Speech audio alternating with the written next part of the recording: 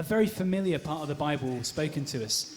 You may find it helpful. Rather than following on the screens, you can do, the words will be up there, but perhaps it will be helpful today just to close your eyes and to take it in, to listen to this story afresh and to hear the words as they're spoken. So thank you, Mez. Wanting to satisfy the crowd, Pilate released Barabbas to them.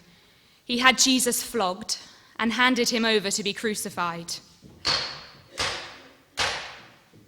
The soldiers led Jesus away into the palace, that is the praetorium, and called together the whole company of soldiers. They put a purple robe on him, then twisted together a crown of thorns and set it on him. And then they began to call out to him, "Hail, King of the Jews!" Again and again they struck him on the head with a staff and they spit on him. Falling on their knees, they paid homage to him. And when they had mocked him, they took off the purple robe and put his own clothes on him. Then they led him out to crucify him.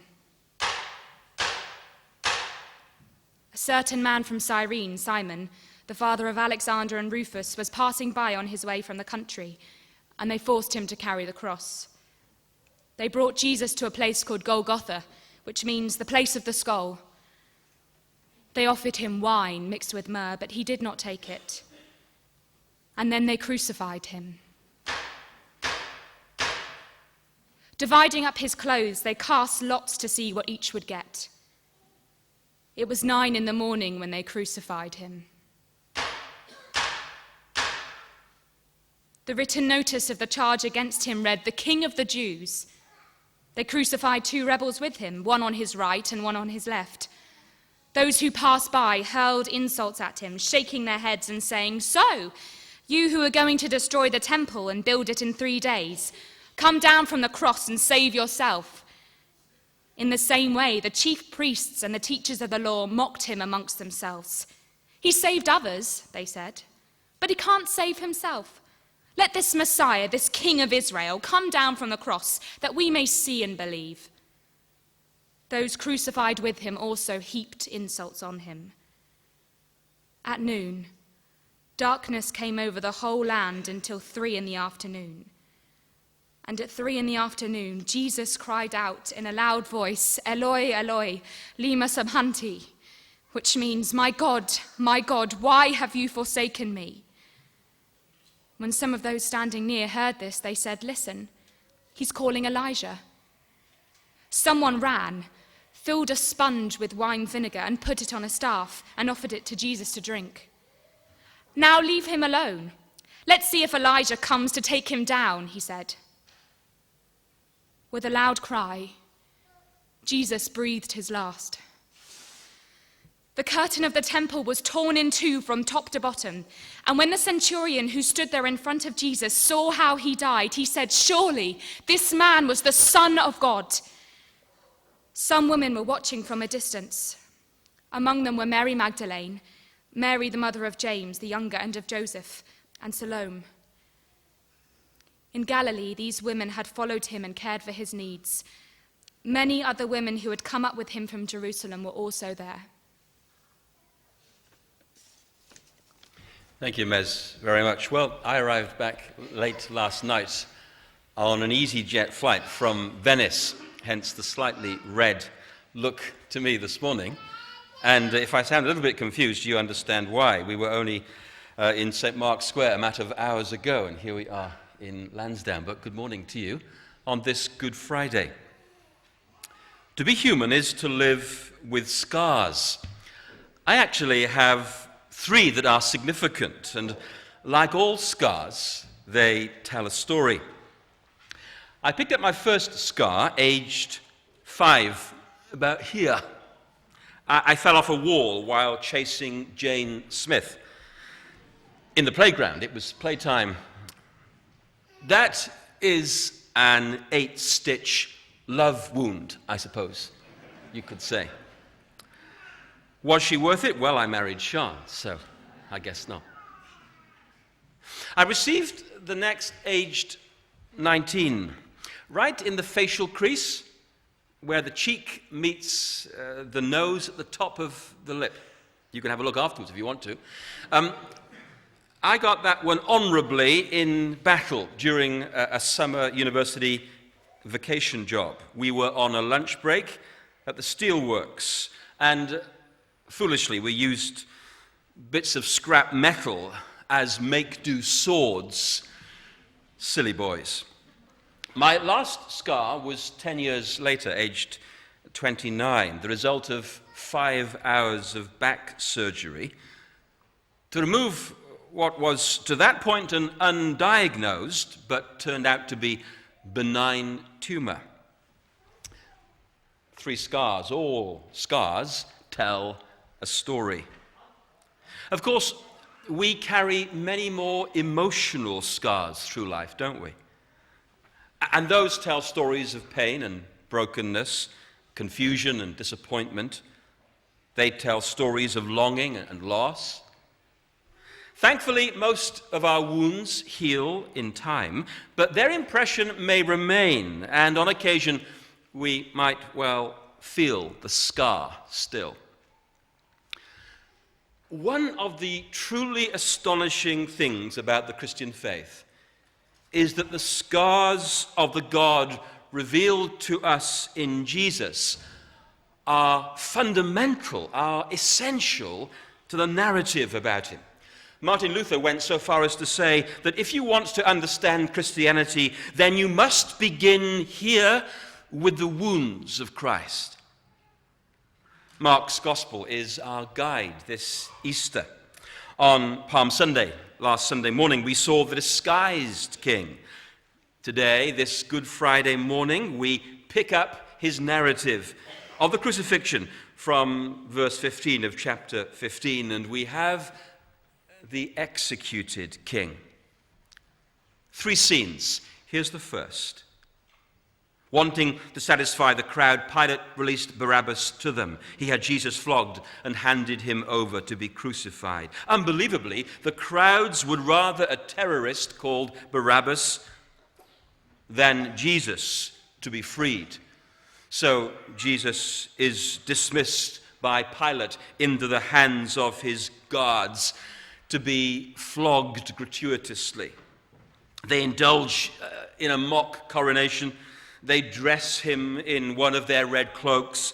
They put a feeble stick in his hand. They force a crown of thorns onto his head. And then kneeling down in front of him in ridiculing worship, they shout, "Hail, King of the Jews." They cannot see the irony. Perhaps not all of them. Perhaps one of them got the point, because before their barbaric work was completed that day, Mark records in verse 39 a centurion standing by the gallows saying, "Surely this man was the Son of God." In the presence of Jesus, you see, these soldiers face a choice. And this morning, here in Bournemouth, in this church building, we face a similar choice. Bow now in true worship before this Savior King, or bow later at the end of time. For the insistent rhythm of the Bible is that there's a day coming when every knee will bow and every tongue will confess that Jesus is Lord, King. So, on this Good Friday, Christ calls each of us to fall before him now in faith, and not wait to fall before him then in fear. Come back to the text with me. Amazingly, given his true identity, Jesus submits to this miscarriage of Roman justice. He endures the pain and the humiliation of torture like some defenseless prisoner before interrogators. You see, Jesus is facing a choice there too. Will he remain silent or will he struggle?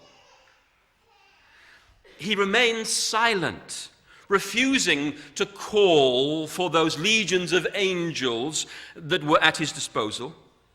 But there is some relief for the man of sorrows in verse 21, and there is some compassion on the part of his executioners. They force a man called Simon to bear the weight of the prisoner's crossbeam for the remainder of the journey to Golgotha, which takes us to scene 2.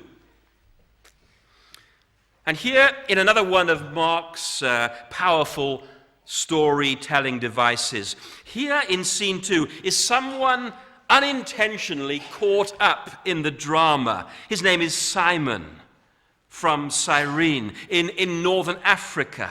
He's presumably come up to Jerusalem for the Passover festival. He was probably therefore Gentile and black. It's only a small detail, but it's very, very significant.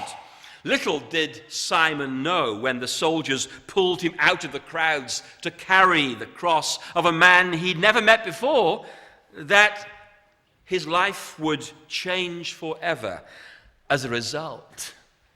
And that happens to each of us. That's the way it can be with people who find themselves drawn into the story of Christ, as if by accident. They turn up at some event, maybe like this morning's. They get to know a Christian at work, and a conversation begins. Maybe a happy or a difficult circumstance in their lives, it triggers something. And they find themselves at a crossroads. And before long, they become part of the story of faith in Jesus, like this man Simon.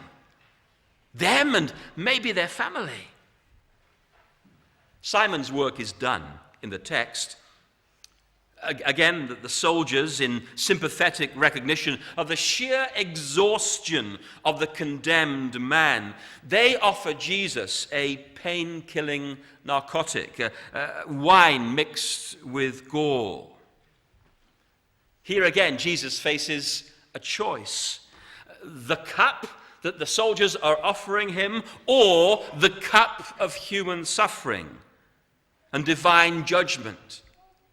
So to be fully aware of that cup that God offers, Jesus denies himself the one drink in order to take and consume fully the other. At verse 27, Mark introduces two more characters into the picture. But he isn't interested, as Luke is in his gospel, at the conversation between Jesus and the other criminals, the one on the left and right. No, for Mark, it's the jeering of the passing crowds which captures his imagination. Those who passed by hurled insults at him, shaking their heads and saying, "So, you who are going to destroy the temple and build it in 3 days, come down from the cross and save yourself." Those taunts remind Jesus quite deliberately of his previous boast that he would destroy and rebuild the temple in 3 days. And then at verse 31, the chief priests and the scribes join in, laughing at his claims to divinity, which seem at odds with his present weakness. Let this Christ, the King of Israel, come down now from the cross, that we may see and believe. Another choice Jesus faces: stay there on the cross or come down. Actually, for Jesus to come down from the cross is precisely to miss the point and the purpose of his death. If God had delivered him from the cross, we could not be saved. If Jesus was to save others, he could not save himself.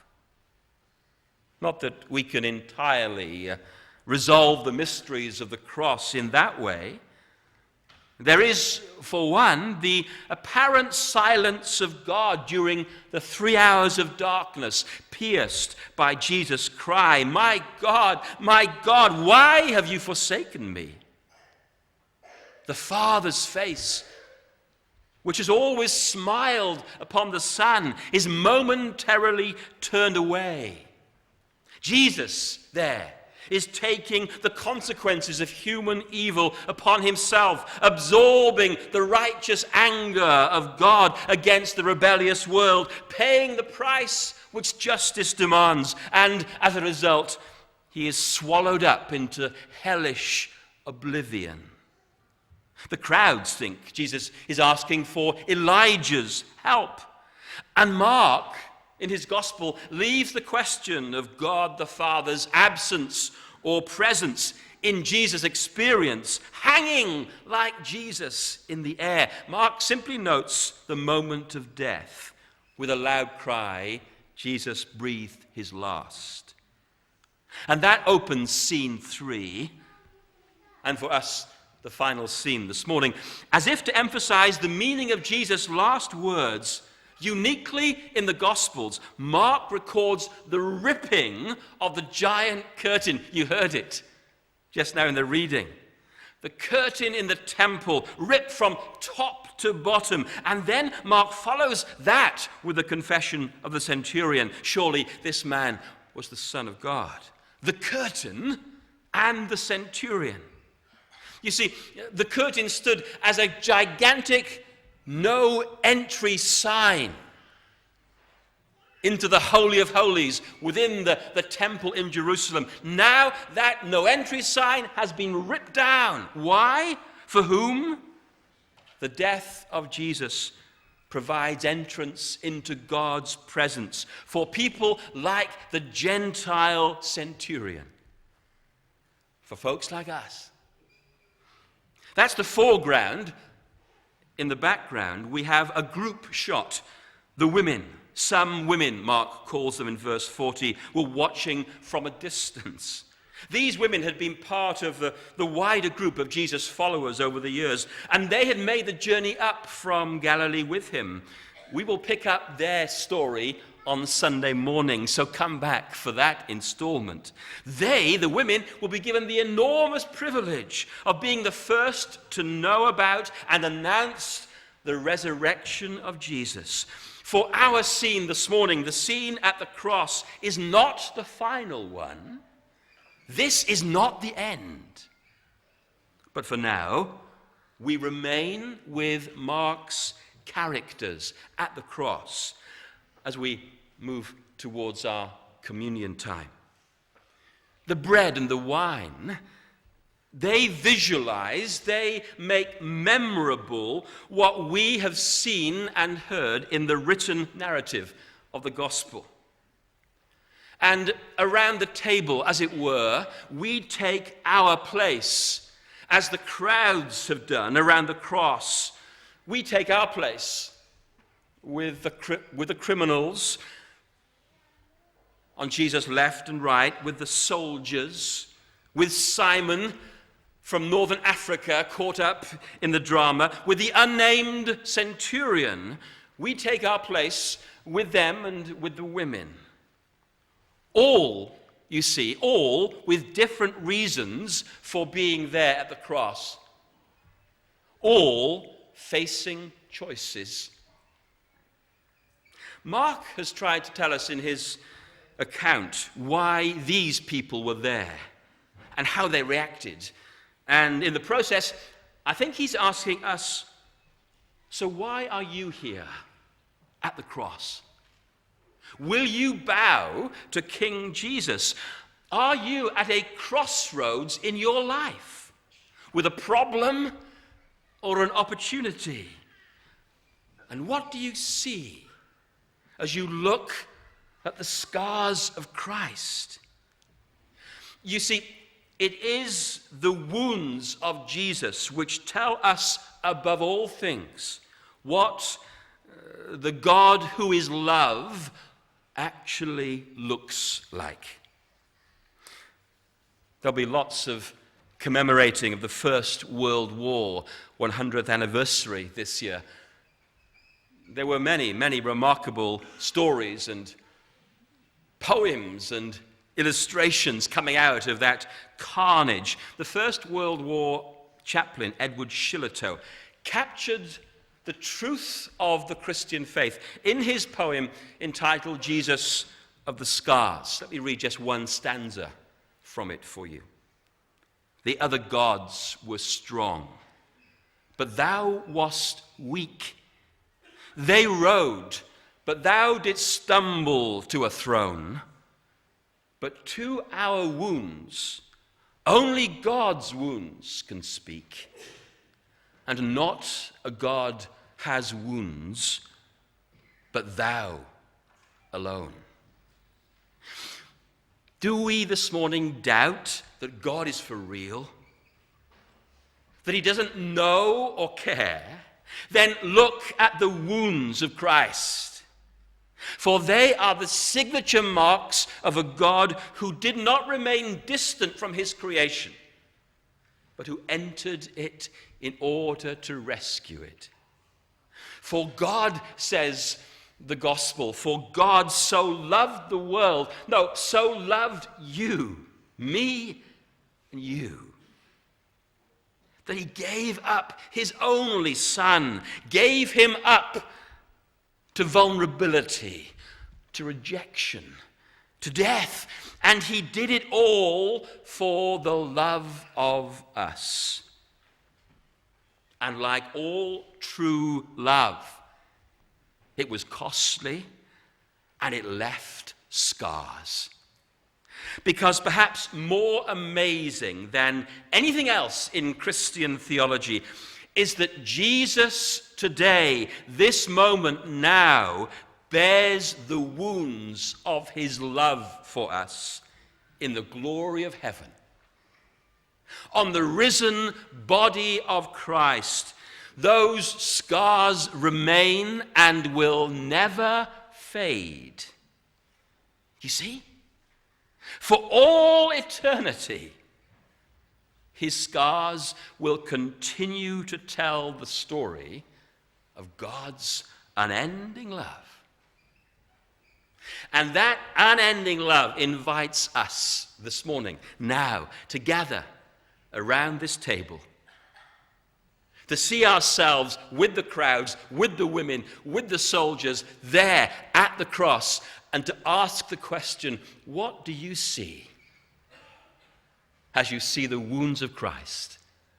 What stories are they telling you of God's unending love?